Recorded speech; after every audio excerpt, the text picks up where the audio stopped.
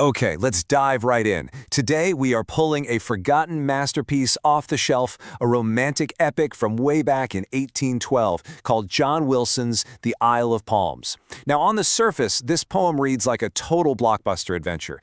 Shipwreck, survival, a desert island. But if you look just a little bit closer, it's something way more radical. A piece of daring theology, pretty much purpose-built for an age of intense spiritual doubt. So let's peel back those layers. And Wilson, he wastes absolutely no time, dropping us right into this dreamlike, almost mystical seascape. Just listen to this. A glorious shape appearing, a broad-winged vessel. It's beautiful, isn't it? So serene. But don't get too comfortable. That opening calm is a total setup. It's a deliberate illusion that sets the stage for a really profound spiritual journey that kicks off with an absolute catastrophe. So first, let's just get our bearings with the plot, the adventure story that made this poem a massive bestseller back in its day. And the plot is just pure romantic-era drama. A ship is sailing for India, gets completely wrecked in a storm. The only two people who make it out alive? A pair of young lovers. And they wash ashore on this stunning, totally uninhabited island. I mean, think about that. They're completely cut off. No society, no church, no rules, absolutely nothing they've ever known. Which, of course, leads to the central question of the entire poem: what happens to their faith now? Now here's where things get really interesting. To understand this poem, you have to understand the world it was born into. The early 19th century was a time of huge spiritual and intellectual upheaval. All the old certainties were really starting to crack. And this timeline just brilliantly illustrates the philosophical chaos of the era. First, you had the Enlightenment, which put reason on a pedestal way above faith. Then, boom, the French Revolution happens, which didn't just topple a king, it shattered the very idea of divine authority. And then, you had poets like Wordsworth offering this radical new path, suggesting you could find God not in a holy book, but in a forest or on a mountain. John Wilson's poem isn't just a story, it's a direct, forceful entry into this massive debate. For Wilson's entire generation, it all boiled down to this one critical question. If the old institutions of faith are failing, where do you find proof of God's existence, of His goodness? I mean, how do you even begin to build a faith in an age of skepticism? So let's go to the island itself, because Wilson uses it as a kind of theological laboratory. This isolated paradise becomes the ultimate testing ground for an entirely new way of believing. Because once they're stripped of society, priests, and scripture, our lovers have no choice but to build a belief system from scratch. They have to use only what's inside their own hearts and the nature that surrounds them. Like Wilson writes, there's something sublime, something powerful, and a faith that has to be cherished through pain, a hope that endures after all worldly hope is just gone. But here's the problem. Nature is a complicated teacher. The very same power that gives them this idyllic paradise is the one that just violently smashed their ship and killed everyone they knew. Wilson captures this tension perfectly. Is nature a tyrant grim that scoffs at human prayers, a beautiful mask for a cruel heart? Or is it a gentle guardian, a physical expression of God's benevolent will? This is the puzzle at the heart of the island. They have to figure out how to believe in a God who seems to be both. And all this tension leads Wilson to his big idea, the core concept of the whole poem, natural piety. Basically, it's the belief that real faith isn't something you learn from a priest or a book. It's an innate, intuitive feeling.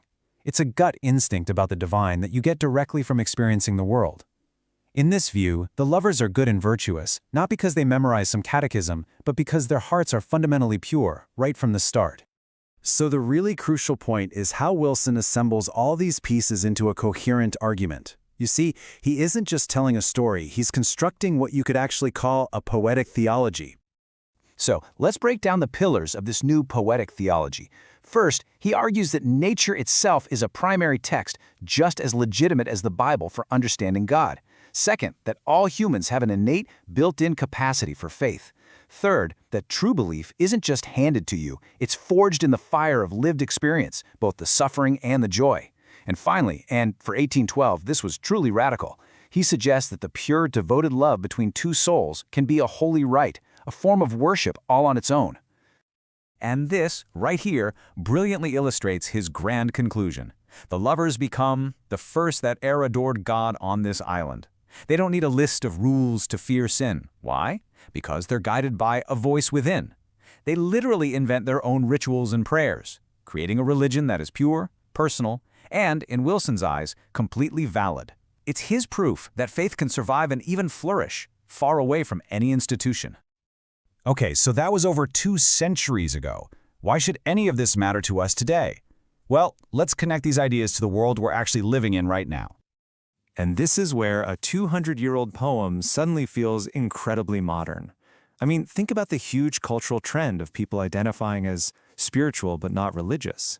Or what about the almost sacred reverence for the planet you find at the heart of the environmental movement? Wilson's poem is essentially an early blueprint for this exact way of thinking, this deep-seated search for meaning, connection, and even divinity, far outside the walls of any church or temple. Now let's try a little thought experiment, taking the poem's core idea into the future. Imagine a small group of people is raised from birth inside a totally isolated, self-sustaining virtual reality, a perfect simulation of a natural wilderness, a digital isle. They know nothing of our history, our societies, or our religions. So what kind of spirituality emerges from the code? Would they develop a religion that worships the system's programmer as some distant, invisible creator? Or would the awe-inspiring, emergent beauty of the simulation itself become their god? It's the exact same dilemma, just in a new form, which proves that the questions Wilson was asking are still very much alive and kicking.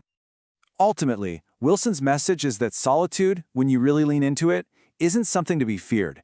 It can be a powerful source of wisdom and strength.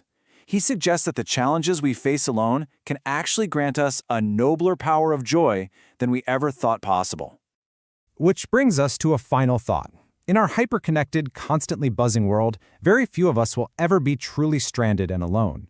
So the question for us is, where is your Isle of Palms? In all the noise, what is the place, physical or mental, that you go to shut everything else out and build a sense of meaning from your own direct, unfiltered experience?